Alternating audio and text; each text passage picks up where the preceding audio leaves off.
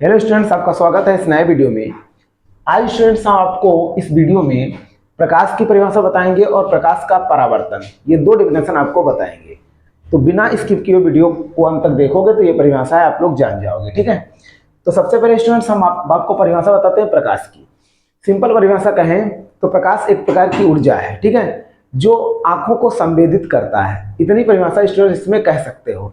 या आप कह सकते हैं प्रकाश जब किसी वस्तु पर पड़ता है तो वस्तु दिखाई देती है। सिंपल परिभाषा ये कह सकते हैं, ठीक है। इस प्रकार से स्टूडेंट ये परिभाषा कह सकते हो। तो स्टूडेंट्स ये परिभाषा आपको पहले हम लिख दें, ध्यान रखना। परिभाषा क्या है? प्रकाश एक प्रकार की ऊर्जा है। ये स्टूडेंट ध्यान रखना, प्रकाश एक प्रकार की ऊर्जा है जो आंखों को संवेदित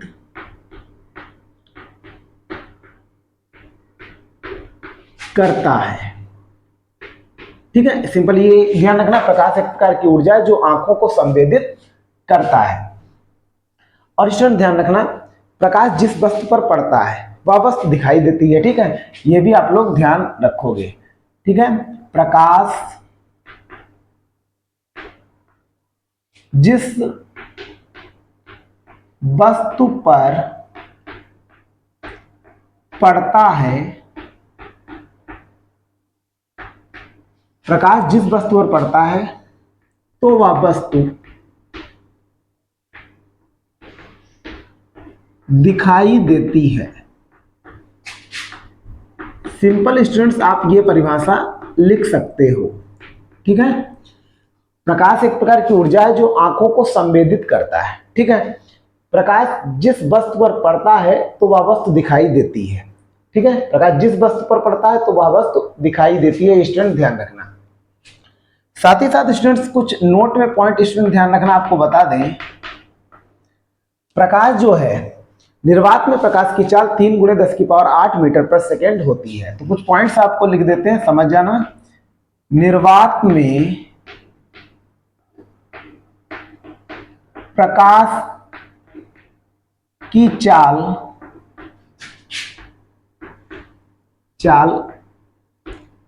3 × 10⁸ मीटर/सेकेंड होती है।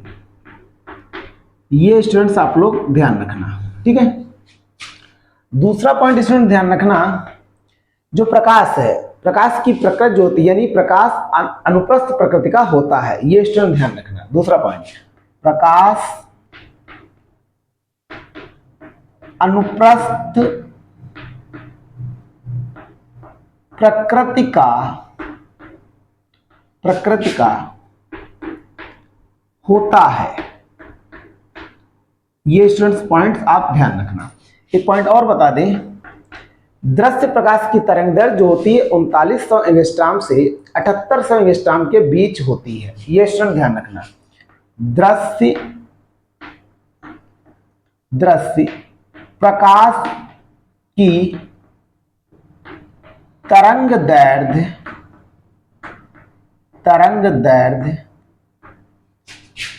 3900 एंगस्ट्रॉम से 7800 एंगस्ट्रॉम के बीच होती है।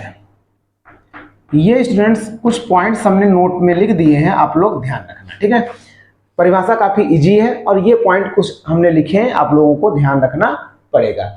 इस प्रकार से स्टूडेंट ये प्रकाश की परिभाषा और कुछ इसके हम कह सकते हैं गुण कह सकते हैं, या नोट में ये पॉइंट आप लोग ध्यान रखना जो आसानी से लिख सकते हो। अब आपको बताएंगे हम प्रकाश का परावर्तन।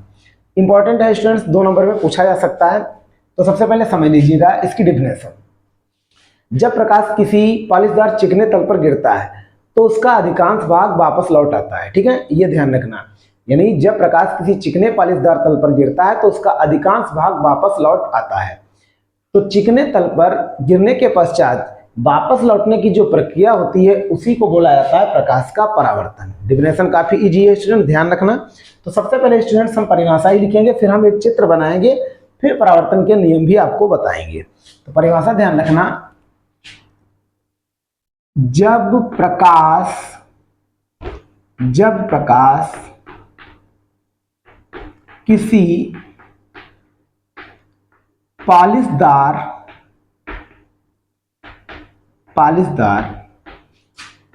व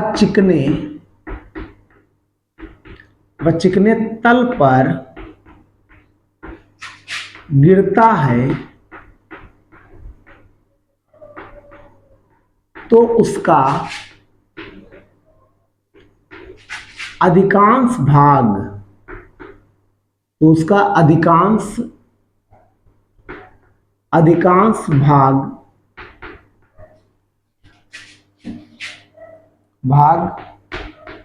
वापस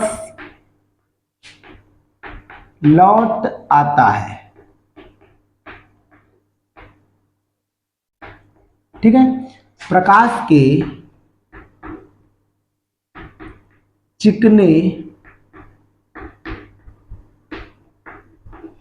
तल से टकराकर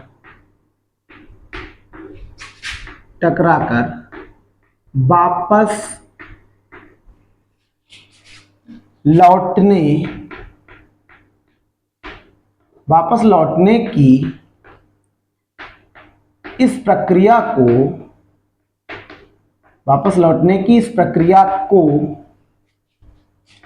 प्रकाश का परावर्तन कहते हैं। परिभाषा स्टूडेंट्स काफी सरल है, आप लोगों ने हाई स्कूल में परिभाषा ये पढ़ी होगी। ठीक है, काफी सरल है, फिर से सुन लीजिए। जब प्रकाश किसी पालिशदार व चिकने तल पर गिरता है तो उसका अधिकांश भाग वापस लौट आता है। प्रकाश के चिकने तल से टकराकर वापस लौटने की इस प्रक्रिया को प्रकाश का परावर्तन कहते हैं, जैसा कि हमने बताया था। अब स्टूडेंट्स हम आपको बताएंगे यानी परावर्तन के नियम, लॉज ऑफ रिफ्लेक्शन। ठीक है, अब इसमें स्टूडेंट एक चित्र भी ध्यान रखना, नियम अभी हम लिख देंगे। देखिए, मान लीजिए एक समतल दर्पण बना लिया हमने। ठीक है, चित्र में इन चीज स्टूडेंट समझ लेना, क्योंकि 2 नंबर का पूछा जाएगा, थोड़ी थ्योरी होनी चाहिए। ठीक है, तो चित्र ध्यान रखना। माना ये एक समतल दर्पण हम स्टूडेंट बना रहे हैं। ठीक है, यहां पर स्टूडेंट लिख लेते हैं दर्पण, इस तरह से लिख सकते हो। इसका नाम हमने दे दिया M1 और इधर स्टूडेंट्स हमने लिख लिया M2। ठीक है, तो परिभाषा के अनुसार हमको लिखना है, जब इस दर्पण पर मान लीजिए एक किरण ये पड़ती है। ठीक है, इस तरह से चित्र स्टूडेंट ध्यान रखना, ये किरण पड़ रही है।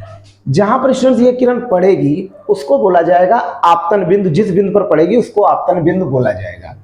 तो यहां पर स्टूडेंट इस किरण का नाम हमने दे दिया AB। ठीक है, ये इसकी डायरेक्शन को प्रदर्शित कर लिया। परिभाषा के अनुसार ये स्टूडेंट्स किरण पड़ेगी तो उसी माध्यम ये किरण क्या होगी, वापस लौट जाएगी। यहाँ पर इस तरह से हम फिगर बना सकते हैं। और ये मान लीजिए यहाँ पर नाम हमने दे दिया BC। ठीक है, मतलब BC दिशा में वापस लौट जाती है। इसके अलावा स्टूडेंट्स ये ध्यान रखना, बिंदु B से होकर या बिंदु B पर एक कह सकते हैं अभिलंब हम एक BN खींचेंगे। यहाँ पर स्टूडेंट लिखेंगे BN, ये अभिलंब है। अब स्टूडेंट्स मेन चीज क्या ध्यान रखना है, जो किरण इस पर पड़ रही है, इस समतल दर्पण पर या दर्पण पर पड़ रही है ना, इसको स्टूडेंट बोला जाता है आपतित किरण। यहाँ पर हम स्टूडेंट लिख देते हैं, ध्यान रखना, आपतित किरण। ये जो AB आपको दिखाई पड़ रही है ये आपतित किरण है, और स्टूडेंट जो BC दिखाई पड़ रही है ये परावर्तित किरण है। यहां लिख देते हैं परावर्तित किरण, ये स्टूडेंट ध्यान रखना। और इसके अलावा स्टूडेंट ध्यान रखना, जो यानी जो आपतित किरण है और ये BN जो है अभिलंब, इसके बीच जो बनने वाला कोण होता है इसको आपतन कोण स्टूडेंट्स बोला जाता है। ठीक है, एंगल ऑफ इंसिडेंस बोला जा सकता है। तो यहाँ पर स्टूडेंट्स हम इसको लिख लेते हैं, कोण I से इसको प्रदर्शित कर लेते हैं। ऐसे लिख लिया, I से इसको लिखा जाता है, एंगल ऑफ इंसिडेंस होता है तो I से लिख लिया। तो इसका यदि नाम कहें तो इसको बोला जाता है आपतन कोण। ये स्टूडेंट ध्यान रखना। इस तरह से स्टूडेंट हमने लिख लिया। और यहाँ पर स्टूडेंट ध्यान रखना, जो परावर्तित किरण BC है और अभिलंब के बीच बनने वाले कोण को परावर्तन कोण कहा जाता है। इसको बोला जाता है एंगल ऑफ रिफ्लेक्शन। ठीक है, इस प्रकार स्टूडेंट्स हम बोल सकते हैं।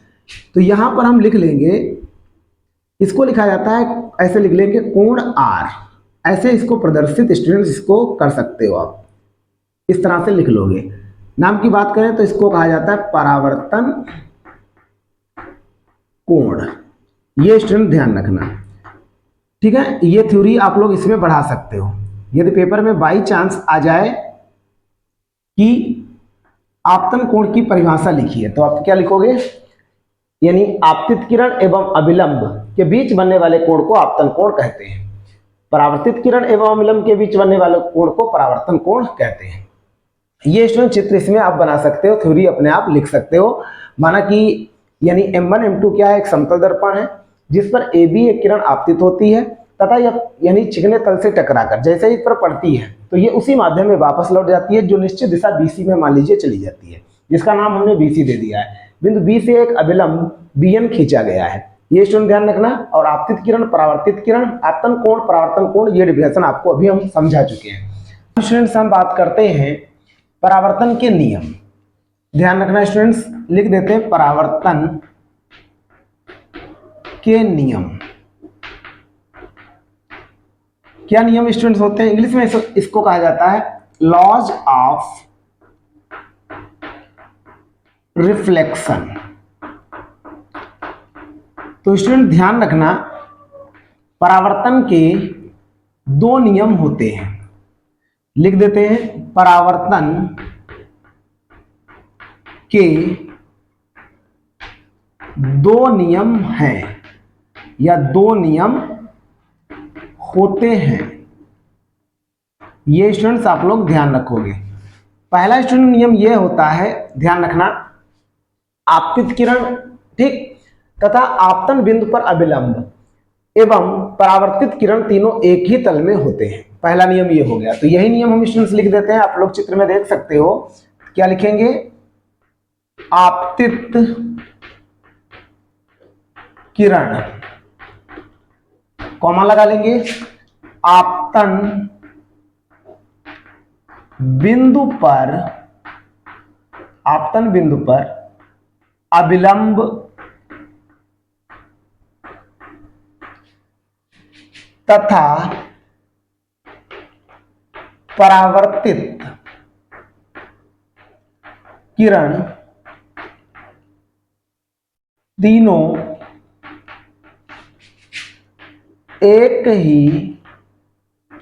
एक ही तल में होते हैं। ये स्टूडेंट पहला नियम ध्यान रखना, ठीक है, सरल है। दूसरा स्टूडेंट नियम क्या होता है? दूसरा नियम ये होता है, जो परावर्तन कोण है, ठीक, वो ये मान लीजिए कोण R, ये कोण I के बराबर होता है, ठीक है, मतलब परावर्तन कोण आपतन कोण के बराबर होता है। तो स्टूडेंट्स हम लिख देते हैं दूसरा नियम, परावर्तन कोण आपतन कोण के बराबर होता है।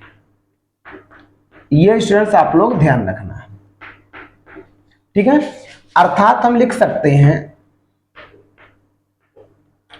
कोण R बराबर कोण I, ऐसा भी हम लिख सकते हैं। इस तरह से स्टूडेंट्स ये इसके दो ही नियम होते हैं, परावर्तन के नियम। पेपर में स्टूडेंट्स यदि पूछा जाए प्रकाश का परावर्तन किसे कहते हैं, परावर्तन के नियम लिखिए, तो आप ये चित्र बना देना, इतनी थ्योरी आप लिख सकते हो। थ्योरी इसकी बढ़ा चढ़ाकर भी लिख सकते हो, आपतित किरण, परावर्तित किरण, आपतन कोण, आप परावर्तन कोण, इन सबकी डिफिनेशन लिख सकते हो जैसा हमने बताया है, ठीक है। इस तरह से स्टूडेंट ये कंप्लीट हो गया। यदि स्टूडेंट्स वीडियो आपको पसंद आया हो तो प्लीज हमारे चैनल को सब्सक्राइब कर लीजिएगा। इस तरह के आपको वीडियो मिलते रहेंगे। Thanks for watching.